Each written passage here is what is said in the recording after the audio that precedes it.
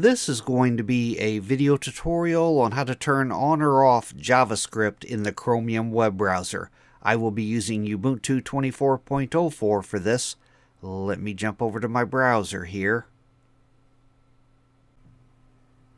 I have the Chromium web browser opened up now. To turn on or off JavaScript, it's very easy to do. The first thing you want to do is open up Settings.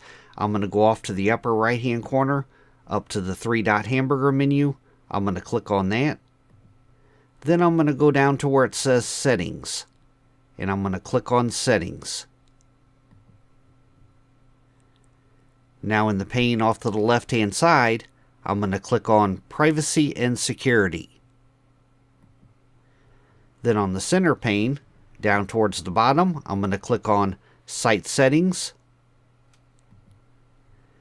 Then I'm going to scroll way down to the content area, and in the content area, right here, JavaScript, I'm going to click on JavaScript. Under default behavior, it gives you two choices. The top one, by default, the top one should be toggled on. Sites can use JavaScript.